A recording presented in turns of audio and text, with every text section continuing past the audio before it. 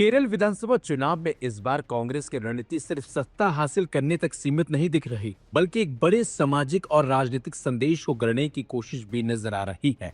राहुल गांधी के ताजा बयान, केरल में महिला मुख्यमंत्री देखने की इच्छा को इसी व्यापक रणनीति के हिस्से के तौर पर देखा जा रहा है।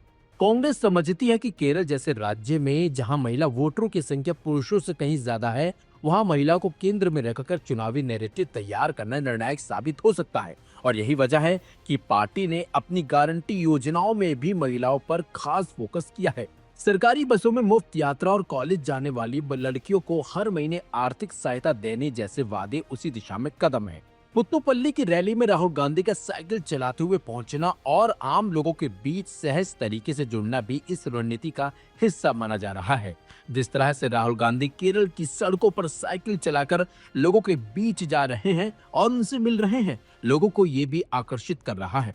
ऐसे लोग भी राहुल गांधी को पूरा समर्थन भी देते हुए नजर आ रहे हैं। खास बात तो यह है कि राहुल गांधी के साथ चांडी ओमान की मौजूदगी ने भी स्थानीय नेतृत्व और केंद्रीय चेहरे के तालमेल का संदेश देने की कोशिश की। लेकिन सबसे ज्यादा चर्चा उनके उस बयान की हुई है जिसमें उन्होंने कहा है कि कांग्रेस उस दिन का इंतजार कर रही है जब केरल की मुख्यमंत्री एक महिला होगी। हालांकि ये रणनीतिक पूरी तरह से सहज नहीं है। पार्टी के अंदर ही महिला प्रतिनिधित्व को लेकर सवाल उठ रहे हैं। शमा मोहम्मद ने उम्मीदवारों की सूची में महिलाओं की कम संख्या पर खुलकर नाराजगी जताई है। 92 उम्मीदवारों में से सिर्फ 9 महिलाओं को टिकट दिए जाने से कांग्रेस की मंशा और जमीन पर फैसलों के बीच अंतर साफ नजर आता है। ये पहला मौका नहीं है जब कांग्रेस ने महिलाओं को केंद्र में रखकर चुनावी अभियान तैयार किया हो।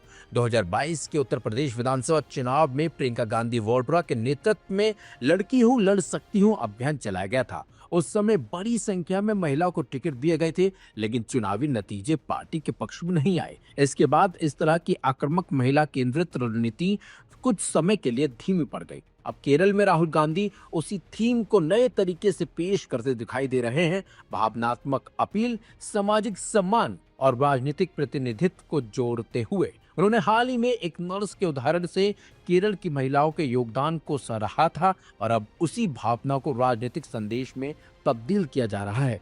लेकिन जमीनी हकीकत यह है कि केरल की राजनीति में महिलाओं की भागीदारी अभी भी सीमित है। मौजूदा विधानसभा में सिर्फ 12 महिला विधायक हैं और चुनावी मैदान में महिलाओं की हिस्सेदारी करीब 10% के आसपास है। ऐसे में महिला मुख्यमंत्री का विचार जितना आकर्षक है उतना ही चुनौतीपूर्ण भी है। चुनाव आयोग के आंकड़ों के मुताबिक केरल में 1.39 करोड़ महिला वोटर, पुरुष वोटरों की संख्या 1.32 करोड़ है। देखा जाए तो महिलाएं चुनावों में निर्णायक भूमिका में नजर आती हैं, लेकिन उसके बावजूद सत्ता की राजनीति में महिलाओं का प्रतिनिधित्व अभी भी काफी कम है। केरल चुनाव में उम्मीदवारों की बात करें तो 140 विधानसभा सीटों पर 457 उम्मीदवार चुनाव लड़ रहे हैं। उनमें महज 54 महिलाएं चुनावी मैदान में हैं, यानी 10.50% प्रमुख राजनीतिक दलों को मिलाकर संख्या 39 ही पहुंच रही है। केरल विधानसभा चुनाव में राजनीतिक दलों की महिला उम्मीदवारों की बात करें तो सबसे ज्यादा बीजेपी के अगुवाई वाले एनडीए ने 14 महिला नेताओं को टिकट दिया है। दूसरे नंबर पर सत्ताधारी एलडीएफ गठबंधन जिसने 13 महिलाओं को टिकट दिया है। विपक्षी यूडीएफ की तरफ से 12 महिलाएं चुनावी मैदान में हैं। महिलाओं को टिकट देने के मामले में कांग्रेस से आगे बीजेपी है। कांग्रेस ने 9 महिलाओं को उम्मीदवार बनाया है, जबकि बीजेपी के टिकट पर 11 महिलाएं चुनावी मैदान में हैं। मौजूदा विधानसभा के 140 सदस्यों में महज 12 महिला विधायक हैं। 2016-2021 वाली विधानसभा में महिलाओं की संख्या सिर्फ 8 हुआ करती थी। खैर जो भी हो, लेकिन कांग्रेस की यह रणनीति 2 स्तरों पर काम करती दिख रही है। एक तरफ महिला वोटरों को सीधे साधने की कोशिश और दूसरी तरफ प्रगतिशील छवि को मजबूत करना। लेकिन असली परीक्षा टिकट वितरण और चुनावी नतीजों में ही होगी। अगर पार्टी अपने दावों के अनुरूप महिला नेतृत्व को आगे बढ़ाने में सफल नहीं होती है तो यह रणनीति सिर्फ एक चुनावी नैरेटिव बनकर ही रह सकती है। केरल की चुनावी लड़ाई इस बार सिर्फ सत्ता की नहीं, बल्कि साख, रणनीति और भविष्य की राजनीति की भी है। 5 राज्यों में विधानसभा चुनाव हो रहे हैं, लेकिन कांग्रेस का पूरा फोकस केरल पर केंद्रित है। इसके पीछे कई ठोस राजनीतिक कारण भी हैं, जिनमें सबसे अहम है यहाँ जीत की संभावना और गांधी परिवार का सीधा जुड़ाव। राहुल गांधी ने केरल को अपनी चुनावी रणनीति का केंद्र बना लिया है। इसकी सबसे बड़ी वजह यह है कि यहाँ मुकाबला सीधा यूनाइटेड डेमोक्रेटिक फ्रंट यानी कि यूडीएफ और लेफ्ट डेमोक्रेटिक फ्रंट यानी कि एलडीएफ के बीच है। बाकी राज्यों के मुकाबले यहाँ बीजेपी की भूमिका सीमित है, जिससे कांग्रेस को सत्ता में वापसी का साफ साफ मौका नजर आता है। और यही वजह है कि राहुल गांधी ने असम और बंगाल की तुलना में केरल पर ज्यादा फोकस और समय दिया है। गांधी परिवार का केरल से खास राजनीतिक और भावनात्मक रिश्ता भी इस चुनाव को अहम बनाता है। प्रियंका गांधी वायनाड से सांसद हैं, जबकि राहुल गांधी पहले इस सीट का प्रतिनिधित्व कर चुके हैं। 2019 में वायनाड सीट ने राहुल गांधी को नई राजनीतिक जमीन दी थी। ऐसे में केरल में जीत गांधी परिवार की साख से सीधे जुड़ जाती है। राज्य में पिनराई विजयन के नेतृत्व में एलडीएफ की सरकार पिछले 10 साल से सत्ता में है। कांग्रेस इस लंबे शासन को एंटी इनकम्बेंसी के रूप में पेश कर रही है। बेरोजगारी, बढ़ता कर्ज, कथित घोटाले और आपदा प्रबंधन जैसे मुद्दों को उठाकर कांग्रेस जनता के बीच बदलाव का संदेश देने की कोशिश कर रही है। पार्टी का मानना है कि 2 कार्यकाल के बाद जनता अब बदलाव चाहती है।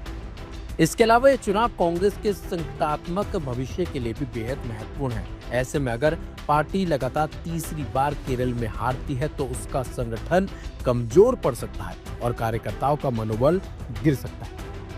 इसलिए पार्टी नेतृत्व खासकर राहुल गांधी इस चुनाव को पूरी गंभीरता से ले रहे हैं और जमीनी स्तर पर लगातार सक्रिय हैं। वोट बैंक का गणित भी कांग्रेस के पक्ष में ज्यादा दिखाई दे रहा है। केरल में मुस्लिम और ईसाई वोटर निर्णायक भूमिका निभाते हैं। इंडियन यूनियन मुस्लिम लीग के साथ गठबंधन के चलते कांग्रेस को मुस्लिम वोट का फायदा मिलने की उम्मीद है, जबकि ईसाई वोटरों को वापस अपने पक्ष में लाने की कोशिश की जा रही है। राहुल गांधी की रणनीति इस बार पारंपरिक बड़ी रैलियों से हटकर लोगों के बीच सीधे संवाद पर आधारित है। रोड शो, छोटे जनसंपर्क कार्यक्रम और स्थानीय मुद्दों पर बातचीत के जरिए वे वोटरों से जुड़ने की कोशिशों में लगे हुए हैं। यहां जीत पार्टी को नई ऊर्जा और राष्ट्रीय स्तर पर मजबूत संदेश दे सकती है, जबकि हार उसके लिए बड़ा झटका साबित हो सकती है। इस मामले पर अब सियासत भी हो रही है। बीजेपी का इस मामले पर क्या कुछ कहना है, सुनिए। यहाँ दिल्ली में इंडिया अलायंस का पार्ट सीपीआई, कांग्रेस, और वहां पे राहुल गांधी जी ये बोल रहे हैं कि हमारा अलायंस नहीं है। दिल्ली में रोज संसद के पहले ब्रीफिंग होती है तो सीपीआई के और सीपीएम के एमपी और कांग्रेस के एमपी गले मिल मिल के बात करते हैं। वहां कांग्रेस केरल में दूसरी बात कर रहे हैं राहुल गांधी जी। क्या इंडिया अलायंस है कि नहीं, राहुल गांधी जी देश को बताए। और इंडिया अलायंस में सीपीआई, सीपीएम, मुस्लिम लीग, कांग्रेस पार्टी एक साथ खड़ी है कि नहीं, राहुल गांधी जी इस बात का जवाब दें।